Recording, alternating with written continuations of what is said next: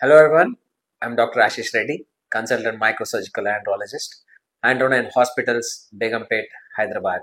ఈరోజు మనం డిస్కస్ చేసే టాపిక్ అంగస్తమన సమస్య ఉన్న వాళ్ళకి ఎటువంటి అడ్వాన్స్ ట్రీట్మెంట్స్ ఉన్నాయి, ఆ ట్రీట్మెంట్స్ లో షాక్ వేవ్ థెరపీది ఎంతవరకు రిలవెన్స్ ఉంది దాని గురించి డిస్కస్ చేస్తున్నాం.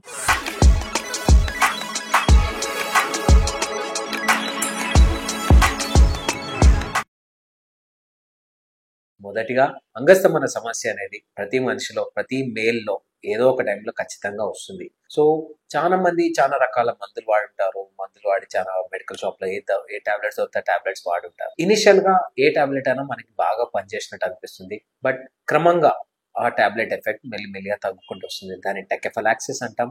ఇది వెరీ వెరీ కామన్. ప్రతి మనిషిలో ఎనీ డ్రగ్ కి బాడీ రెస్పాన్స్ కాకపోవడం అది కామన్. సో అలాంటి వారికి ఉన్న అడ్వాన్స్ ట్రీట్మెంట్స్ ఏంటి? మొదటిగా అసలు సమస్య ఎంత ఉందో తెలుసుకోవాలి. ఎందుకంటే సింపుల్ గా ఆ ఇవి రెండు చూడడానికి ఒకే కలర్ లో ఉన్నాయి, ఒకటే లాగా ఉన్నాయి, కానీ ఇవి డిఫరెంట్ డిఫరెంట్ కలర్స్ తప్ప వేరే ఏం తేడా కనిపించట్లేదు. సో కానీ దీంట్లో ఫ్లో తక్కువ ఉంటే అంగం ఇలా సాఫ్ట్ గా ఉంటుంది, అంగంలో ఫ్లో బాగుంటే ఇలా గట్టిగా ఉంటుంది. సో మొదటిగా అంగం లోపల ఫ్లో ఏమన్నా తగ్గిందా అది దాన్ని మనం ఫస్ట్ టెస్ట్ చేసుకోవాలి. సో అలా టెస్ట్ చేయడానికి మనకి పీనైల్ డాప్లర్ స్టడీ అని ఉంటుంది. ఈ పీనైల్ డాప్లర్ స్టడీ చేసుకున్న తర్వాత అసలు అంగం లోపల 2 టైప్స్ ఆఫ్ వెలాసిటీస్ ఉంటాయి. ఒకటి పీక్ సిస్టాలిక్ వెలాసిటీ అని ఉంటుంది, రెండోది ఎండ్ డయాస్టాలిక్ వెలాసిటీ ఉంటుంది. సో మొదటిగా ఈ పీక్ సిస్టాలిక్ వెలాసిటీస్ ఎంత ఉన్నాయి అంటే అరౌండ్ ఒక యంగ్ గాయస్ లో అరౌండ్ 40+ ఉండాలి. అదే ఒక 40-50 ఇయర్స్ క్రాస్ అయిన వాళ్ళు 30+ ఉన్నా సరిపోతుంది. సో ఈ పీక్ సిస్టాలిక్ వెలాసిటీస్ మనకి ఎంత ఎక్సలెంట్ గా ఉంటే అంత మంచి ఎరెక్షన్ ఉంటుంది. సో ఒకవేళ పీక్ సిస్టాలిక్ వెలాసిటీస్ తక్కువగా ఉన్నాయి అంటే 15 కంటే ఎక్కువగా ఉన్నాయి కానీ 30 కంటే తక్కువగా ఉన్నాయి, అలాంటి వారికి the best line of treatment తీసుకుంటే షాక్ వేవ్ థెరపీ అనేది చాలా ఎక్సలెంట్ గా పనిచేస్తుంది. సో దాన్ని ఎలా పనిచేస్తుంది అనేది మీకు మోర్ విజువల్ గా చూపిస్తే మీకు ఎక్కువ అర్థమవుతుంది. కాబట్టి నేను ఈ రోజు దీనికి ఒక వీడియో చూపిద్దాం అనుకుంటున్నాను. సో దట్ మీకు ఎక్కువ దీని గురించి ఒక ఇన్ఫర్మేషన్ వస్తుంది. మొదటిగా మీకు రీజన్స్ అంటే ఇలా అవ్వడానికి గల రీజన్స్ తీసుకుంటే మనకి కామన్ గా బాడీలో బీపీ ఉండడం వల్ల కానీ, డయాబెటీస్ ఉండడం వల్ల కానీ, హార్ట్ డిసీజ్ ఉండడం వల్ల కానీ, లేకపోతే ఎక్సెస్ వెయిట్ ఉండడం వల్ల, ఇలాంటి రకరకాల రీజన్స్ వల్ల మనకి లేకపోతే ఏజ్ ఫ్యాక్టర్ కూడా ఒకటి వెరీ కామన్ గా చూస్తుంటాం. మొదటిగా ఎప్పుడైనా అంగం గట్టిపడాలంటే ఈ 2 వెజల్స్ లలో బ్లడ్ ఫ్లో రావాలి. ఈ బ్లడ్ ఫ్లో రాకపోతే ఏమైతుందంటే అంగం గట్టిపడదు. రెండో మెకానిజం ఏంటంటే బాడీ ఈ అంగంలోకి ఫ్లో వచ్చినప్పుడు ఆ ఫ్లో అక్కడే ఆగేటట్టు అది డెఫినెట్లీ మనకి ఆగాలి. లేకపోతే ఏమైతుంది, అంగం ఎరెక్షన్ వస్తుంది కానీ మనం పెనిట్రేషన్ చేసే లోపల డౌన్ అయిపోతుంది. దానికి కారణం ఏంటంటే ఈ బ్లడ్ ఫ్లో అనేది రిటర్న్ వెళ్ళిపోవడం. అదే మనం షాక్ వేవ్ థెరపీ చేసినప్పుడు ఏమైతుందంటే, ఇది షాక్ వేవ్ థెరపీ అంటే ఏదో షాక్స్ వస్తాయి, దాంట్లోకి ఏం షాక్స్ రావండి, just basic ultrasound waves. Normal గా మనం స్కానింగ్ నార్మల్ ఏ స్కాన్ అన్నా చేసినప్పుడు ఆ ప్రోబ్ ఫ్రీక్వెన్సీ అనేది 8 to 12 హెర్ట్జ్ ఉంటుంది.